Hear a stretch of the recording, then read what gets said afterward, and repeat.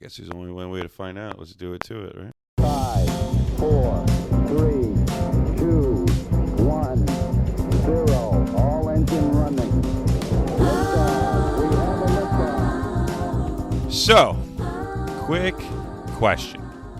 What is the most expensive thing in sports right now? Because it's not a contract. It's not a ticket. It's not even a trade package. It's pretending you're a contender when you're not. And it's pretending you can contend without paying for it. So that's the theme today. The cost of contending. Everybody wants a parade. Everybody wants the "we're back" tweets. But nobody wants to talk about what it costs until the receipt prints and the whole fan base is standing there looking like, wait, what's the total? And you see it everywhere right now. The Jets are the perfect example because they're doing the grown-up stuff. The tags, building the skeleton, shopping the Lions aisle with a little bit of Aaron Glenn Institute. And then the quarterback conversation shows up. It's like trying to figure out which friend to bring along as your wingman. And all three of them are terrible in their own way. So we'll touch on why the Tua idea makes absolutely zero sense. Why Derek Carr isn't happening. And why, honestly, if you want a move that doesn't torch the whole plan, Jacoby Brissett might be the most Jets thing you can do in the best way possible. And then we got to get into the Chiefs stacking picks like it's a Costco run, and how the Jets can play the same chess game if they're being serious. Giants side, we'll hit on the Okereke move, the center situation, and what's actually untouchable on that roster, what it says about where they are and where they think they are right now. From there, we'll swing into the Knicks. A quick check-in on the Spurs win where they snapped San Antonio's streak, and then we're going heavy on OKC. Because last night felt like they were playing a contender and the whistle at the same time. Brunson didn't have it, but he still had 15 assists. And once again, Cat looked dominant, but somehow still felt underused.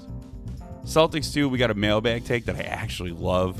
Tatum coming back might not be the boost people expect, and there's a real risk in trying to be Superman inside 10 months. As for the Yankees and Mets and the WBC, well, we got Judge wearing the USA captain patch. We got the USA looking like the favorites. And why best lineup is cute until you remember pitching is where the bills really gets paid. The NHL deadline is tomorrow. The league is basically a fire sale right now. So we'll rip through the moves and what they mean without turning this into a 3-hour trade machine. Lots to cover like always. Can't wait to get into it with you. That's the teaser. Episode 55 of Rice on the Mics. Let's open the tab. Time to do it to it. Tranquility Base here. The Eagle has landed. All right, NFL time. And we kick things off with the NFL here. So the cost of contending is loud right now.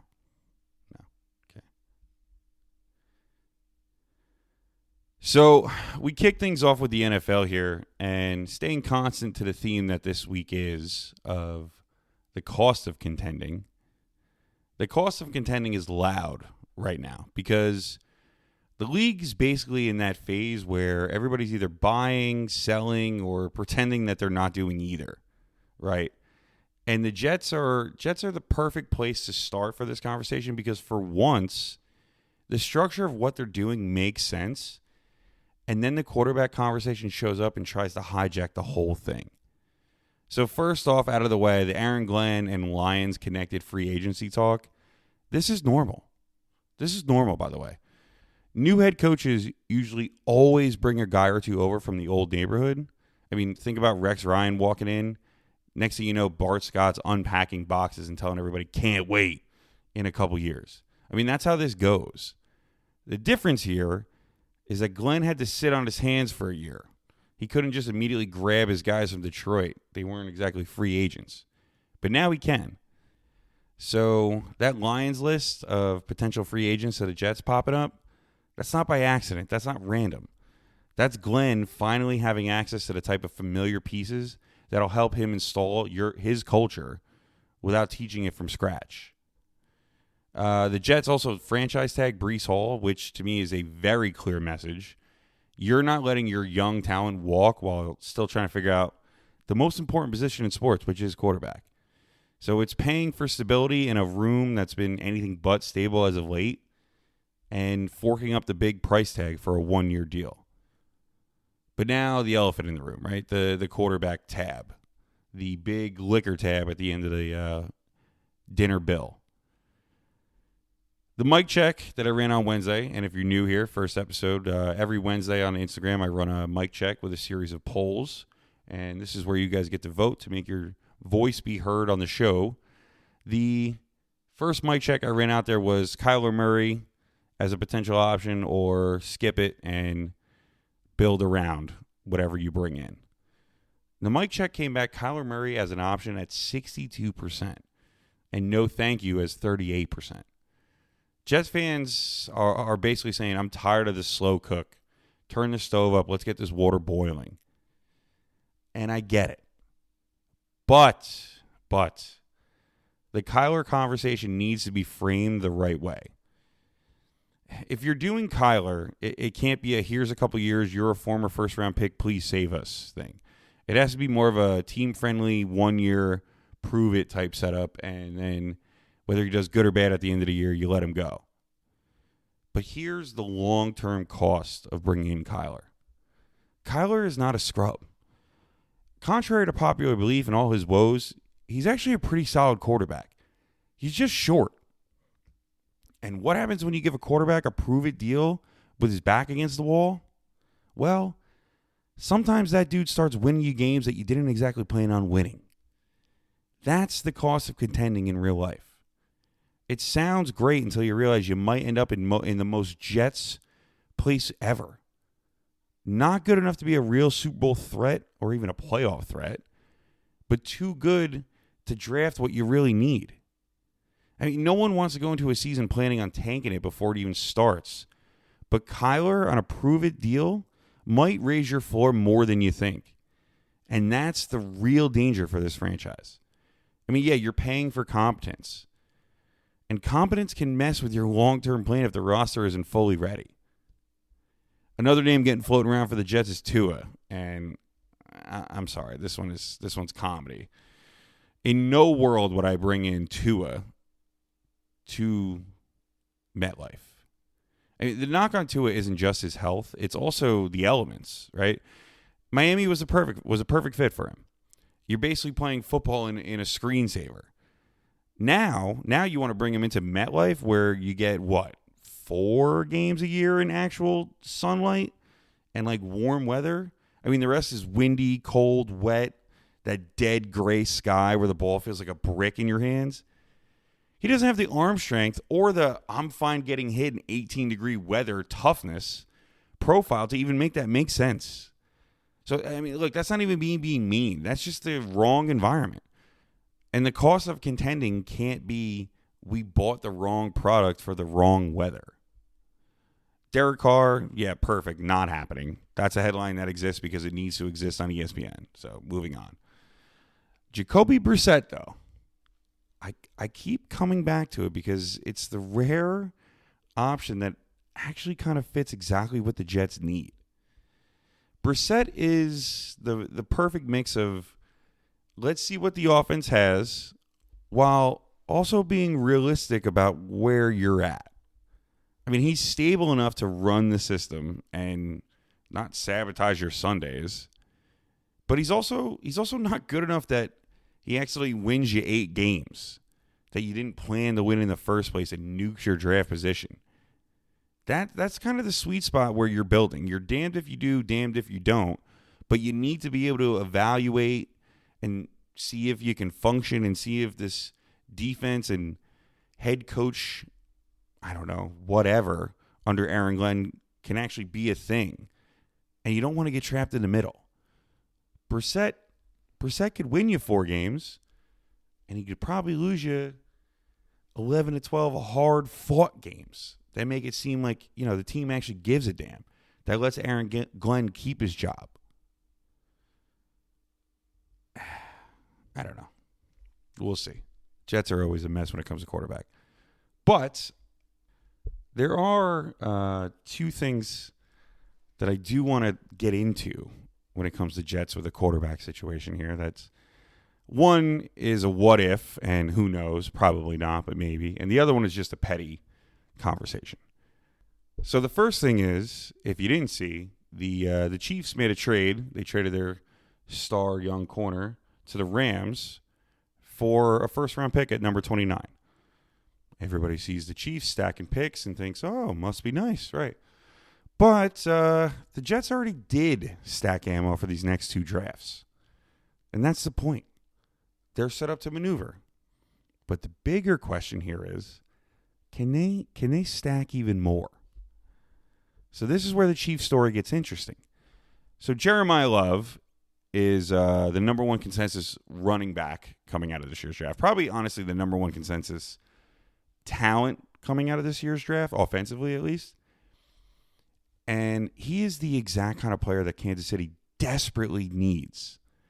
A strong, all-purpose, can't-miss back to pair with an offensive mind like Andy Reid and a quarterback who isn't getting any younger and coming off major surgery. That's a let's protect Mahomes and modernize the run game type of move. Let's stop trying to pull Kareem Hunt out of retirement kind of move. Problem is, Love probably isn't making it a 9, which is where the Chiefs are drafting. So, here is a what if, and I'm saying what if in all caps because, I'm not reporting anything. I'm just kind of connecting dots like a sports fan with too much time on his hand does. What if the Chiefs sold off their corner, that win now corner move, to position themselves to move up for Love?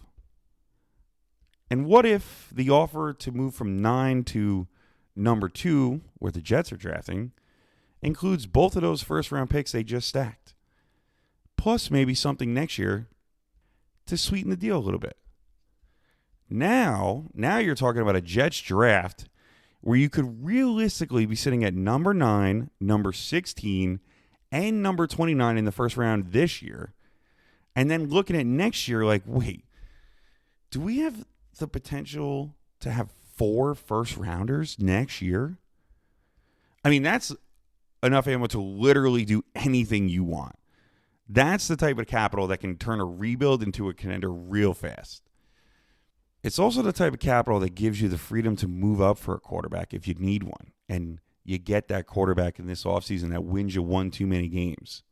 Or move down and load the roster if you don't.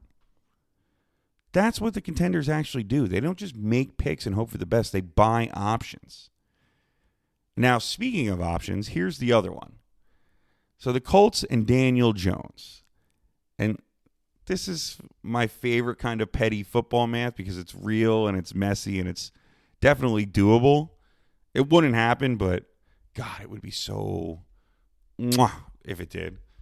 So the Colts use the transition tag on Daniel Jones. And a lot of people hear tag and they think it's all the same. It's not. Here's a quick, simple little breakdown. So the franchise tag is basically a 1-year lockdown saying you're not leaving unless I allow it.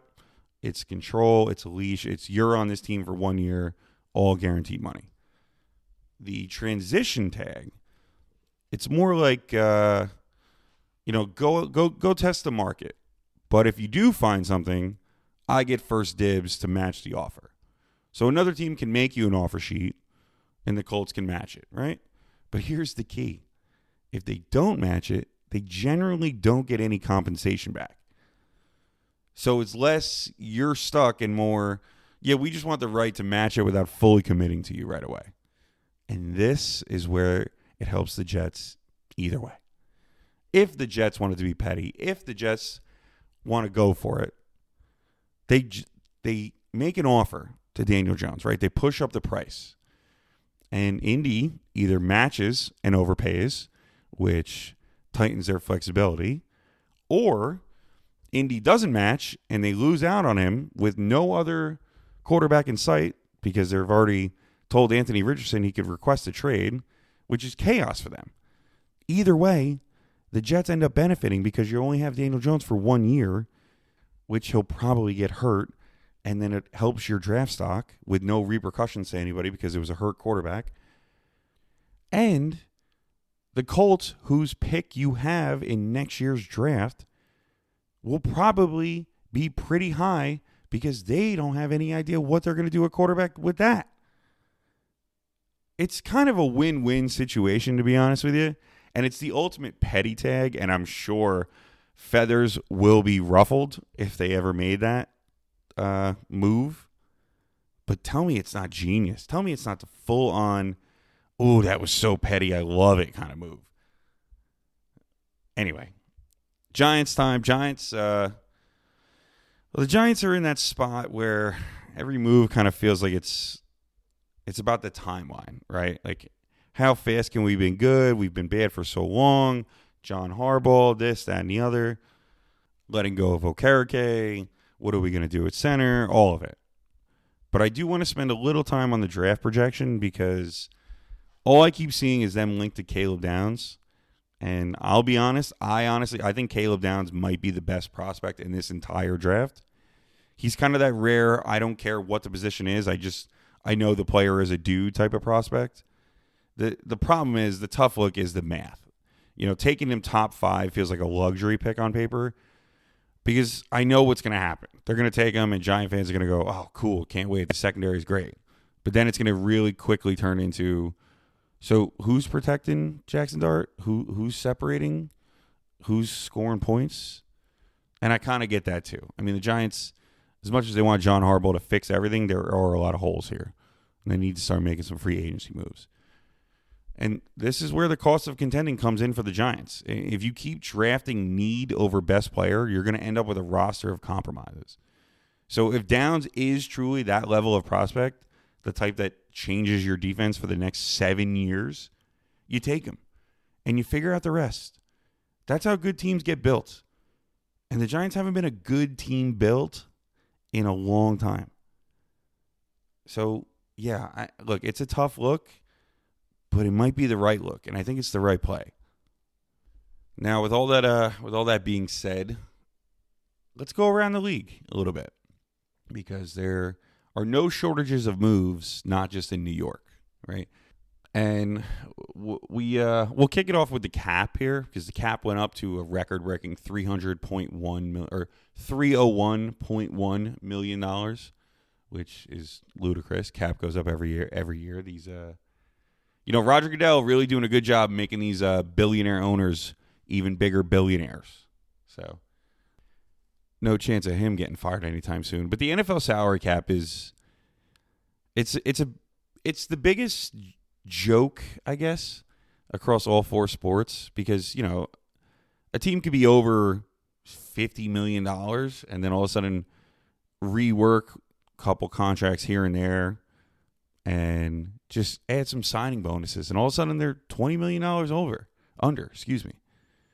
It turns into signing bonuses and accounting gymnastics. Dallas restructures everything. And then the next year, they open the closet, and there's monsters in there. That's the cost, right? You can borrow from the future, but your future is always going to send you the invoice. Chiefs did the same thing. Cap rework, trades, keeping the pipeline moving, all that stuff. The cap is a joke in the NFL as well, basically what I'm trying to say. So anytime the team tells you, they're in cap hell, they're not. They can always negotiate. There's always something that they can do to solve the problem. Couple moves or, I guess, reported moves and free agency moves, deals agreed upon that can't actually happen yet till Wednesday of next week because that's when the league year resets. So the Patriots are going to be releasing Stephon Diggs. That's another version of the same story.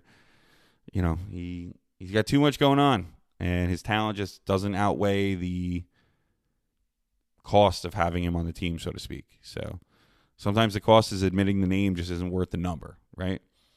The Texans are grabbing David Montgomery from the Lions, making a trade. I love that move for them, man. That's a control the game move. We're not asking our quarterback to be a superhero every week, even though he kind of can be. Joe Mixon was supposed to be the answer, and then they brought on Nick Chubb, who has one working knee maybe the last 3 years. So grabbing David Montgomery, who is a dog, and is going to fit right in Houston. It's a big move for them, and I'm pretty happy for them.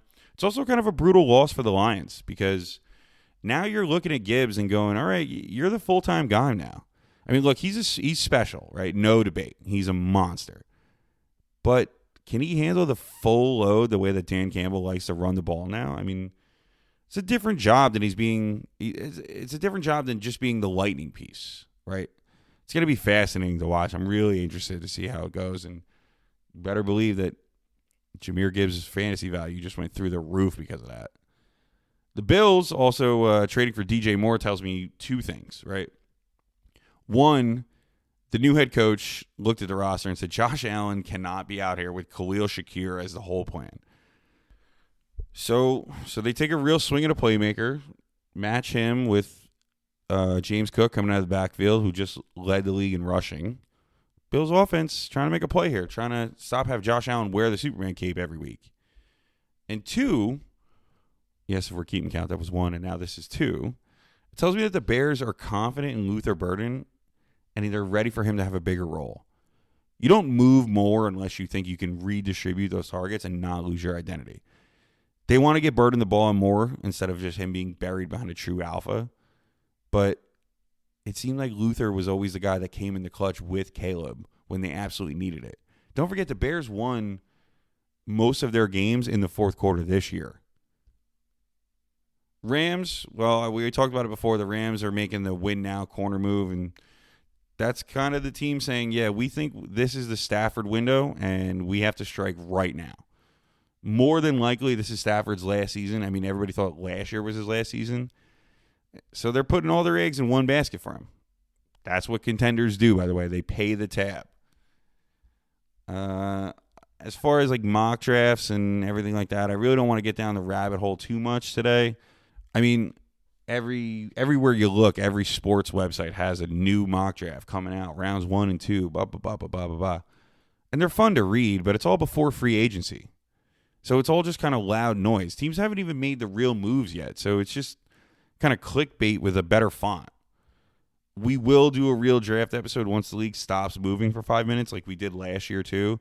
And if you go back and listen to last year, I was kind of on the money with just about everything I said. So you're definitely not going to want to miss it. And last but not least, before we get out of NFL, Lou Holtz.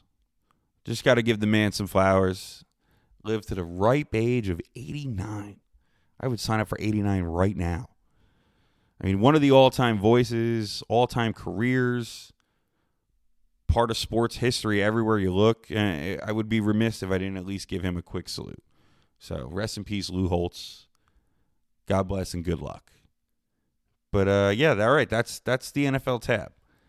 Jets are just trying to buy options without buying disaster.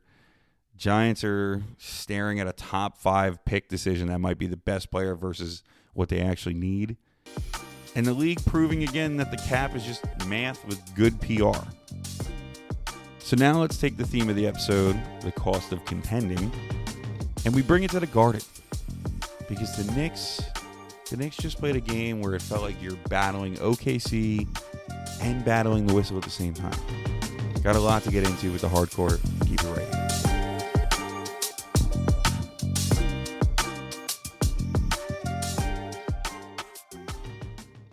I said, go New York, go New York, go. Go New York, go New York, go. NBA time. And sorry, Nets fans. Not much to talk about with your tanking team. I am sorry that you guys missed out on Cooper Flagg last year. But the league clearly does not care that they rigged the draft right in front of everybody. So we're going to be talking about the Knicks. And if we're talking contending, the Knicks are a perfect example of what it actually costs, right? When you're good, every game turns into a report card. Every night is either, see, I told you we're real, or see, we're in trouble. So we'll kick it off with the easy one. The Spurs game at the Garden. It's one of those nights where you're like, oh, yeah, we can do this. Spurs come in on an 11-game heater, unbeaten in February. Really just feeling themselves. And the Knicks basically slapped a streak right off of them. 114-89. And the run in the first half, disgusting. 26-2 stretch is the type of run where you look down at your drink, you got your burger, you're eating, and look back up, and the game's pretty much over. I mean, Bridges is cooking. Brunson flips the whole vibe late in the first. Diawara gives you points off the bench that actually matter. It was clean. It was controlled. It looked like a team that just knew what they were doing. And then OKC happens. And look, OKC is not the Spurs, right? The Spurs this season have owned OKC, but they are nowhere near close to the same team. OKC is one of those teams where you don't get to play your game. They're going to make you play their game, right? And if you're off by even just a little bit, they're going to make you pay for it. Now, the mic check for 1 second, because it kind of fits perfectly here, honestly. It was about Cat's defense. Over the past couple of weeks, Cat's defense has shot up, and it's helped the Knicks' overall defense efficiency shoot up to 9th in the league, I think. And the options were hot streak or it's the real deal. 76% of you said hot streak, which is like the most true Knicks fans answer ever, right? It's like, yeah, I see it, but I still don't believe you yet. And I guess that's fair. I mean, Cat really hasn't given you much to show that he can play defense throughout the season so far. Maybe he figured it out. Maybe he ratcheted it up. But it's games like OKC why people feel that way, right? Last night, look, I hate being it's the refs guy. I really do. And I'm usually not, to be fair. But right away from the first quarter, it was obvious the Knicks were playing 2 games. One against OKC, and then another where whatever the whistle decided was going to happen. And that's not, we didn't get a call. Also, sidebar, I'll be the first person in line to speak up against the Knicks, that the Knicks players sometimes do a little too much whining for my like about not getting calls. Kind of actually can't stand it. But last night felt like we were just breathing too hard and still getting a whistle for it. The whole Garden knew it, too. As soon as SGA drives the lane, Brunson steps in front, takes the charge, doesn't get called for it, gets the foul, and had Mike Brown lose his mind, which he never does, and gets a tech for it. SGA got the 2 free throws and the tech, and that was the 3-point swing that the Knicks lost by. Here's what made it even more frustrating. The Knicks still hung in anyway. I mean, they were down huge. 15-point deficit, clawed all the way back and tied the game up and took the lead. I mean, Brunson didn't have it either. The shot wasn't there. It happens. Fine. But then you look up and he's got 15 assists. That's the leadership. That's him going, all right, man, you know what? I'm not scoring tonight. It's just not happening. I'm going to run the whole thing. That's a point guard dragging the game to where it needs to go. But then I'm watching Big Cat. And I'm like, why? Why does it feel, again, like he's dominant and invisible at the same time? Because he looked like he had it. He looked like he could tilt the floor. And still, it felt like he wasn't getting fed consistently. And that's where I get annoyed. Because if you're trying to contend, you can't waste your best mismatch. I've talked about this ad nauseum at this point. But yet again, you cannot be the second best player on this team, be the quote-unquote offensive 7-foot juggernaut, and when Brunson doesn't have it, finish the game with 8 shots. 8 shots for the game. And you went 7 for 8. So it's not like they weren't going in. Look, I don't know if he really is just like Shaq called him out on and is just not the guy who wants to ruffle feathers or take shots away from other guys, which is stupid because other guys in post-game interviews have said they all know their roles and they have been begging for you for weeks to be more ball dominant. Or it's a Mike Brown just not having the wherewithal to say to the team in the huddle, get the ball to Cat. And you know what? And that brings me to Mike Brown because this is the whole experiment right now. Higher ceiling, lower floor. There are nights the ideas look great and the offense feels smoother and you're like, okay, yeah, we can beat anybody. And then there are nights like the OKC night where the game gets ugly and physical and the whistle is weird. And now you need answers. You need counters. You need a plan that isn't just Brunson, please save us. And this is where the other stuff matters, the stuff that decides playoff possessions. I mean, Mitchell Robinson, that dude changes possessions, right? He's not a cute stat guy. He's a you don't get one shot tonight guy. And in the playoffs, that's priceless. But he doesn't play back-to-backs. I mean, in the playoffs, he will. That's why people love him. He makes the game miserable for the other team. So on a night like this where you don't have him, who knows, maybe the game could have gone different. But he wasn't there to change the game. Josh Hart, look, I love Hart, but teams are going to ignore him. They are. It's just that simple. And when the teams ignore him, the Knicks need answers. Yeah, he can give the vibes, give the energy, sometimes run into a triple-double, but the team needs answers. I mean, you can hustle your way through the regular season nights, but in a series, they're going to hunt that spacing. You know, if you are out on the three trying to draw the guy out and he doesn't respect you, what does it matter? Diawara, I mean, I like what he's giving you. He's not scared, to say the least. He jacks up the ball every time he can. I guess you need at least one bench guy who isn't scared. And Shamet, same thing, man. I mean, he knows his role. You can get the real minutes out of him, and he's good for a three every now and then. But then you also can get the ugly side sometimes too. And that's the cost of depth, right? Nobody's perfect. You just need to be playable. The ultimate question comes down to, what is the right combination of guys, and can Mike Brown change that formula on the fly when the initial game plan isn't working? You know, the Knicks last year beat the Celtics in the playoffs because they couldn't hit their threes. And the Knicks took advantage of it. This year, seems like a lot of the time I get on this microphone and say, well, you know, the Knicks just couldn't hit their threes last night, and that's why they lost. And that's all well and dandy in a game in February against the Pelicans. But in a Game 7 series in the playoffs, you can't drop a game because the shot wasn't there. You need to be an adult and figure out a new game plan when shit hits the fan, so to speak. So when I zoom out on the OKC game, here's what I say, right? I see a game that you could have stolen if a couple things break differently. A game that kind of also exposes what you still need to clean up if you want to actually contend. You can't have nights where Cat is dominant but not involved.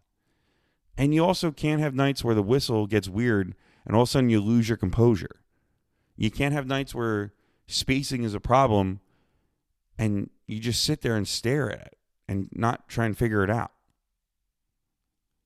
Celtics real quick too. I got a mailbag that was perfect for this week because the listener sent this in. He said, quote, Tatum coming back might not give Boston the boost people expect. And I love that take. Not because I think Tatum isn't that dude, right? Tatum is that dude. He is. But it's because returns aren't automatic. I mean, people act like you just plug a star back in like it's 2K and the overall rating on that team just jumps up, right? No. Real life isn't like that. There's rhythm, there's timing, there's chemistry, there's conditioning. And there's also the simplest part. Coming back inside 10 months from an Achilles injury in a sport where 80% of it is jumping up and down, yeah, there's risk. So it's not just, is he good? It's can you get him back without getting him hurt again? Look, if you're Boston, I get it. Jaylen Brown's playing out of his mind, but the cost of contending might literally be managing your own superstar. If you rush it, you're playing with fire. And look, man, if you slow play it, you might drop some games that you don't exactly want to drop. But either way, there is going to be a bill for bringing Tatum back. So I'm going to be keeping a close eye on that whole situation because either way, it's a story. And it's either going to look smooth and Boston looks like geniuses, or it's going to look clunky. And NBA Twitter is going to get flooded with opinions, which I love to read. But all right, that's the NBA tab. The Knicks are good enough to be in the room, but OKC reminded them what the room costs. And Boston is about to find out if getting him back means getting better or if it just turns the spotlight up on everything. Now, let's switch gears over to some baseball because the cost of contending in baseball is different, right? It's not one night, it's 6 months. And yet somehow everybody panics by week 2 anyway. Diamond Talk up next.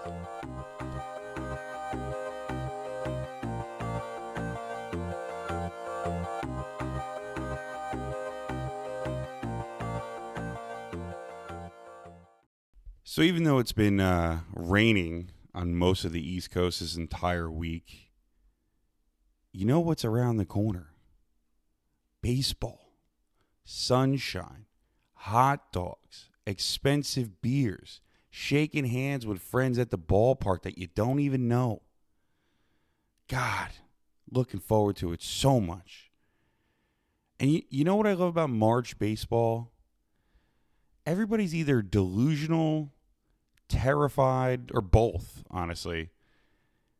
And that's before we even get into the WBC stuff where people start talking like we owe somebody a trophy. So let's start with the Mets first. Freddie Peralta gets the opening day shove. And I'm cool with it. I mean, the mic check was basically a landslide, too. Most of you were like, yeah, he's the ace. Smaller group wanted Nolan McLean chaos pick, which I get it. You know, you want to see the young kid in McLean versus the young kid in Skeens.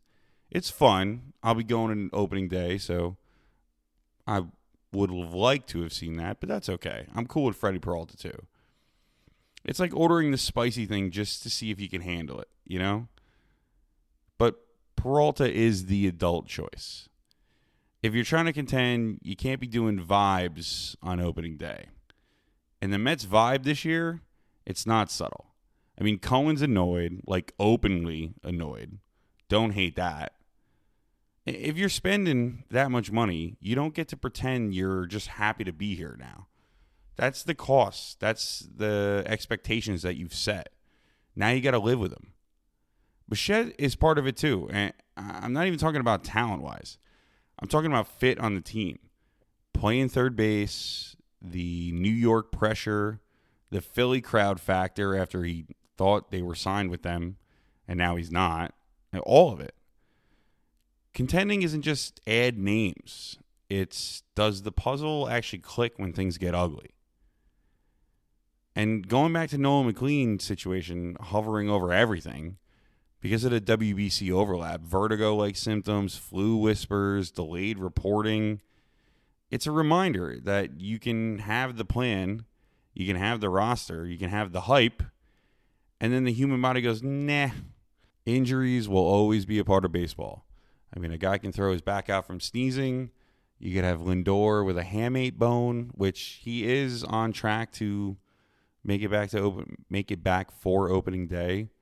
Looks like he's going to start taking swings coming up this week. So you're excited to see that. You're excited to hear that. We'll see how it works out. The whole loss of power thing. I don't really care, dude. Just hit singles, hit doubles, move the chain, be a leadoff hitter. All right, Yankees. Well, the Aaron Judge Team USA captain thing, first of all, the mic check vote wasn't even close.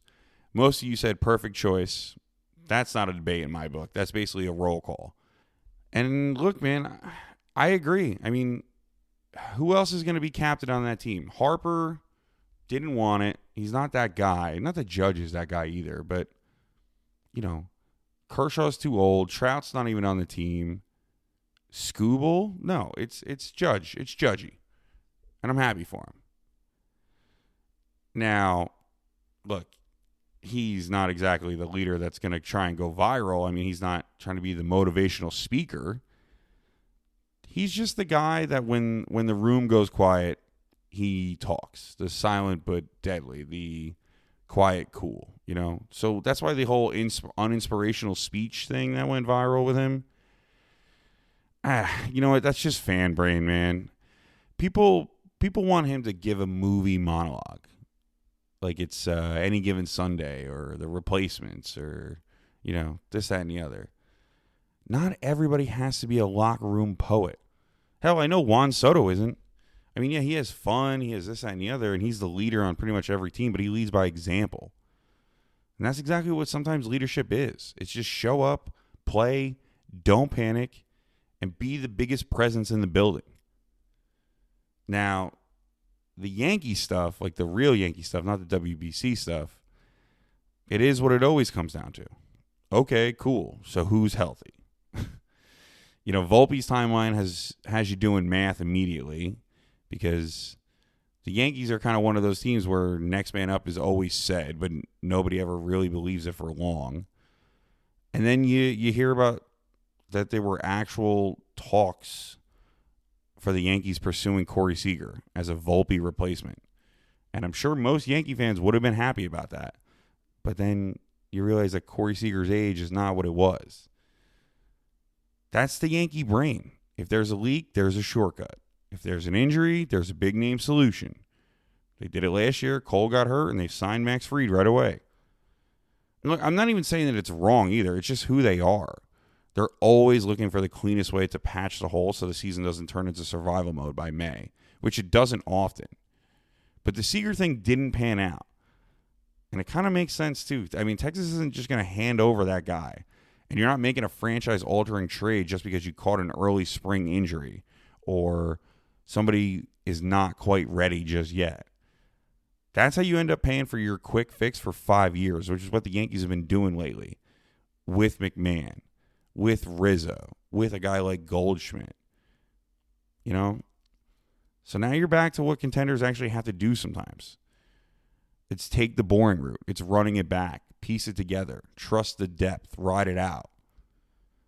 That's the cost of contending too, because the easy solution is usually the most expensive one. And as Hal Steinbrenner said, we are not in the business of going over a $300 million payroll. You got Cole's recovery timeline too. That's a real one. That's the bill, right? With the Yankees, it's always a pitching Jenga tower. One piece moves in, the other one's moving out. Everybody's sweating. Is the tower going to fall? But the fun part is the young stuff. Spencer Jones, who everybody's been crying for to come up, which they have to call him up eventually. I mean, he's 25 in AAA. Spencer Jones changing the swing a little bit and got the Judge cosign out of it. That's huge. Then you put this Lorang kid out there throwing 100+ like it's nothing.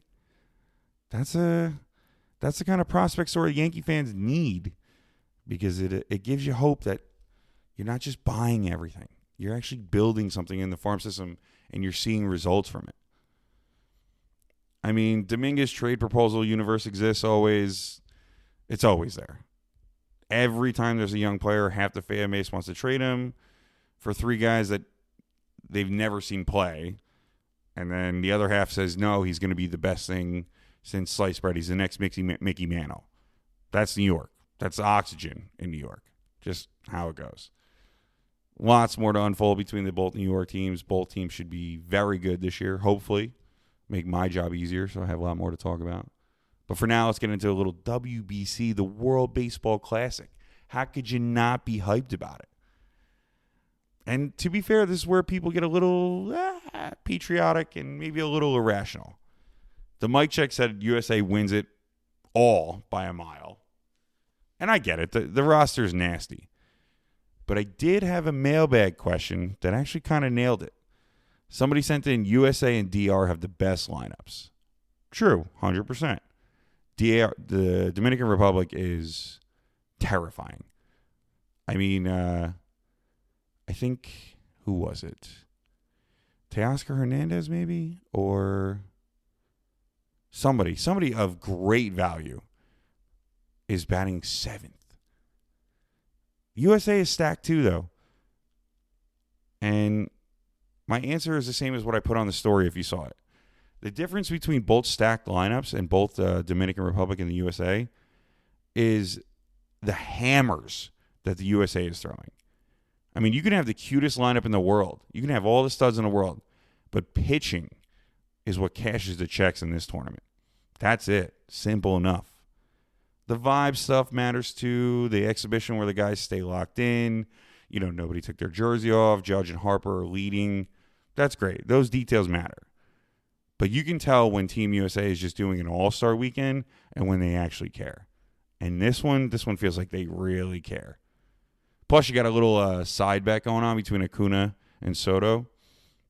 That's one of the best parts of WBC. It's like you get all these players together. I'm watching video of Paul Skeens learning from Scooble in the bullpen. Tell me that doesn't scare the shit out of batters. But yeah, apparently Acuna playing for Team Venezuela and Soto playing for the Dominican Republic. They got a bet on whose team will go farther, and whichever team does, the other player has to wear the Venezuela or the Dominican Republic jersey on opening day. So, that'll be fun. Quick whip around the league just to get some headlines that you ought to know for fantasy baseball or for whatever. Dodgers, well, Snell is not going to be ready for opening day, so there's an early wrinkle, but, the Dodgers will slow play it because they always do, and they'll always find somebody or buy somebody or whatever. They probably got Peanut Boy in the stands getting ready to throw 110. Pirates have the teenage superstar in Connor. Kid is unreal. He's going to be a huge name in baseball in the next 3-4 years, probably, maybe even this year. And the unfortunate argument of service time versus let the kid play always pops its head up. Pirates are cheap, so of course he will not start the season with the team. My speculation, not the true thing here. But if I know the Pirates, they're not going to let him start. They want to save service time on him. For the Tigers, Framber Valdez looks sharp in spring. So if you've got arms, you got a chance. And Detroit sure as hell has arms. Braves, Profar, you idiot. Suspension. Another one for PEDs. That's 162 games. You're cooked, brother. The only other person that got popped 3 times is, of course, it's a Met. Oh, God, what the hell was his name? One of the closers. Can't remember, but he's the only one that's got popped 3 times. Profar, what's more embarrassing? The fact that you need the juice to stay in the game, or just admitting that you can't hang anymore? You were never a bad player. You weren't a great player, but now doing juice and getting popped twice, any kind of legacy you build up is cooked forever. The Reds, this one kind of sucks. Hunter Green, great pitcher, somebody who I wanted the Mets to trade for. Good thing they didn't. Getting an elbow MRI, and it's not looking good. So that's baseball. You hate to see that. But yeah, that's kind of what I got for now for baseball for the MLB and the WBC. Really can't wait to get into the WBC going forward here. And spring training will be over before you know it. But that's that. Real quick, we're going to hit hockey because the NHL deadline is Friday, 3 p.m. And this episode comes out Friday morning. So I'm going to miss it. But I got some moves. The whole league is basically on a fire sale right now. There's trades flying everywhere. So we got some ice talk and then a little motivational speech to get you out of here. Keep it right here.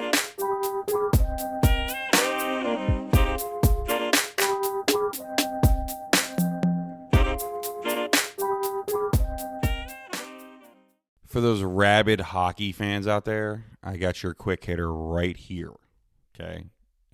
Obviously, hockey is not my strong suit. I know enough to talk about it. I know enough to follow along about the ESPN articles that I read, and I got some insider information from some of you listeners out there. So I really appreciate all of it. But yeah, let's get into a little hockey trade talk, because apparently the league is, like I said, a fire sale right now. There's no good goalies out there, so the league can be had.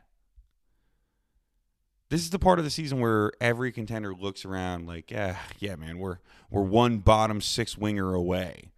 And every team that's out of it suddenly turns into a full-on pawn shop, right?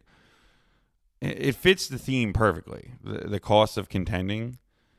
In hockey, you don't pay with headlines. They're never flashy. You pay with second-round picks. You pay with prospects you've never heard of or seen. And you pay with half salaries retained like it's a coupon that you're redeeming.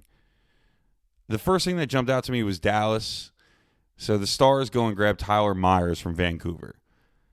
That's not a classic contender move. Not sexy, not look at me, just, yeah, man, we need a grown man on the right side. We're on a heater. Let's not get cute. Vancouver retains some money. Dallas upgrades the back end. And the Canucks take picks and keep it moving. That's a whole deadline in one trade, honestly. Contenders buying stability, sellers buying options. As for Vegas, Vegas is kind of doing the same thing, just a little bit louder. They already grabbed Cole Smith from Nashville, which was a nice move. Now they go and grab Nick Dode from Washington. And that's not, we need a superstar. That's, our roster's banged up. We need adults. We need a fourth line that we trust. And we need to survive April without turning into a science experiment. Dowd's got the term. So it's not a rental panic move. It's them trying to lock in certainty while they got guys on IR and long-term IR, which is always crazy to me still with hockey. There's an IR and a long-term IR. That's like, I guess it's like baseball with a 15-day, 30-day, 60-day, but I don't know, man. It's just, I don't know. It's funny. Anyway, Nashville's playing the other side perfectly. They're basically saying, if you want to contend, come and pay. They moved McCarron to Minnesota. They moved Cole Smith to Vegas. And now, suddenly, they got stacked picks in those middle rounds. That's the bill. Everybody loves draft picks until you got to hand one of them over. And this week, teams are handing them over like crazy. Same thing with the NFL, too, man. It's funny, though. It doesn't matter what the sport is. Trade deadline or not, picks get thrown around. Minnesota grabbing McCarron is one of my favorite moves at a deadline, honestly. Huge body, wins face-off, great on the penalty kill. That's hockey playoff math. That's what you want. That's what you need to win.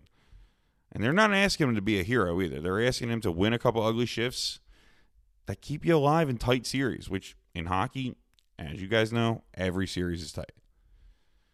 Here's one that's a little bit different.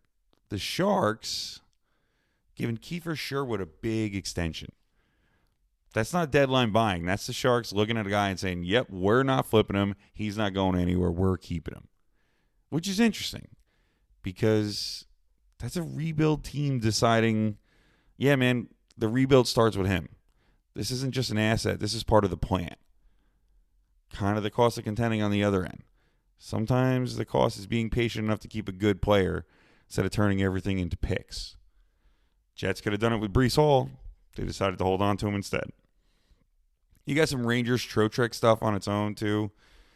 The window into how messy this gets is basically Trotrek saying, yeah, I got a no-trade clause, and I've got West Coast teams on my no-trade list. I'd much rather stay to the East Coast because family matters. Then turns around and also says, I'd like to win a cup. I don't know if you know this. There's not a lot of teams on the East Coast that are too good to win a cup. But anyway, that's kind of the human part that fans forget, I guess, right? It's not just NHL 26 franchise mode. Dudes have kids. They got real lives. Their wives don't want to move around. They maybe just bought a house. Those no-trade lists become leverage at the exact moment the league is trying to move you like a chess piece, and this is one of those moments. And for Buffalo, if we're staying on the New York side, well, Buffalo kind of got screwed over. I mean, Buffalo was about to make a real statement. There was a deal for Parayko. I think that's how you say his name. Again, forgive me. I'm not the best with hockey. But there was a deal in place for Parayko. Parayko, maybe? Yeah, we're going to go with Parayko. The deal's in place. Everybody reports it. And then he goes, actually, nah, I'm good. Uses, again, the no movement clause and shuts it down. That tells you two things. One, Buffalo is dead serious about snapping that drought, and they're hunting a right side defenseman like it's gold. Two, even when teams want to pay, you can't always buy what you want. Utah, the Mammoths, which I wish they would have been the Yetis, but the Mammoths. Uyghur trade is a big one. That's a franchise trying to take a step into a real playoff territory. Now, to be fair, they are kind of a new franchise. I mean, they moved from Arizona, so I'm sure they get some things, some players, some picks, some this, that, and the other. But they paid real money for it. Picks, a player, a prospect, and Uyghur isn't a rental either. He's locked in for a couple years here. That's the cost of contending right there when you're trying to become a real team and not just the new guy on the block. You don't add for this spring, you add for the next 5. Edmonton has another one pushing all their chips in, which they should. This is pretty much their last year with Connor McDavid. They did right by him. They gave him that 2-year deal and said, look, just stick with us for 2 years. We'll try and do everything we can to get you a cup. If we can't, then you're on your own to, do what you want to do. He's going to end up a Ranger, by the way. Hot take Rice. Hot take Johnny over here. Connor McDavid as a Ranger. Woo! Anyway, they go get Dickinson and Datch from Chicago there, and they already got Connor Murphy. The Oilers are saying, we're not wasting any time here. McDavid and Draisaitl, we have to go get it done, period, end of story. You can argue about the price, you can argue about the fit, but the intention is crystal clear. More depth, more two-way reliability, more bodies you trust when things tighten up. And you go to a Game 7 against Florida Panthers, and Tkachuk steals another cup from you. There's a bunch more, but the last thing that I want to touch on, which I do think is one of the more bullshit rules in hockey, and that some GMs have been complaining about this whole deadline week, is that the league cap rules have changed a little bit. So that's the inside baseball stuff. If you guys don't know about it, I can't give you exact details, but there's a thing in hockey where you can trade for a player or you can grab a player, and as long as he's on IR, his salary doesn't count against the cap. But then once it turns into playoffs, you can activate him, and then it doesn't matter. So Florida did this last year. They picked up somebody, I forget what it was, some great player, and basically sat him the whole year, the whole rest of the season, put him on IR, and then as soon as the playoffs started, they got an elite defenseman for nothing. So now they tightened up on it, and some of the GMs are pissed. Well, you know what, dude? Nah, you can't do that, man. That's crummy gamesmanship, I guess. But yeah, that's the NHL right now. That's kind of what I got for you. Not my best, but not my worst for sure. There's contenders buying insurance. There's sellers cashing out. And the Rangers sitting there with a thumb up their ass pretending they're doing a full rebuild while they can't trade anybody away because they already traded them all away before they went to the Olympics. Oh, God, the Rangers, what a mess. All right, whatever. Hockey tab closed for now. Let's bring it on home.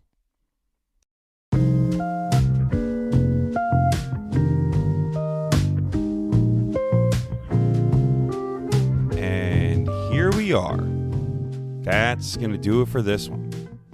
I've said it before and I'll say it again. The theme of the day was simple. The cost of contending. Everybody wants to win. Everybody wants the fun part. But there's always a bill. And this week, every league was basically waving the receipt in our faces. I mean, NFL, it's a cap myth. There's tags, there's leverage, quarterback conversations that can either set you up or set you back. NBA, it's nights like the OKC game where you find out what you're made of when it's physical, messy, and nothing comes up easy. And MLB, it's leadership, depth, pitching, surviving the long season without panicking by week 2. And the hockey deadline is the purest form of it.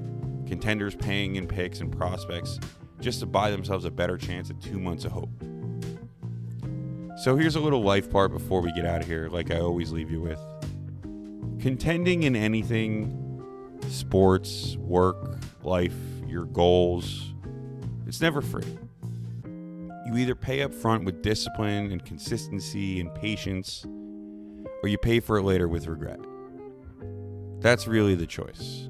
People love the idea of winning, but the habits that create winning, those are the subscription fees that nobody wants to swipe for. If you're listening right now, you got something you want, a goal, a change, a next step, just remember, you don't have to do everything today. You just have to pay something today. One small rep, one decision, 1 hour, one message you've been avoiding. Because the people who end up where they want to go aren't special. They're just consistent about paying the bill and getting after it. As always, I appreciate you rocking with me. If you're new here, welcome. Make sure you hit follow or subscribe or whatever that little bell says on wherever you're listening. Helps the show. Leave a review. Don't miss the next one either. Keep tapping in on the socials. It's at Rice on the Radio on Instagram, on TikTok, on Facebook, on everything, you know. Mic check every Wednesday. DMs are always open. Mailbag questions are always open. Just DM me. I love a good meme. Just send me stuff. I always answer. Trust me. So with all that being said, now it's time to go enjoy the rest of your day. But while you're doing that, make sure you spread some good energy in this world. And make sure you tell someone you love them. Being good is good. Good things happen to good people. It's important to remember that. I am Ian Rice. This has been episode 55 of Rice on the Mics. And I'll catch you same time, same place next week.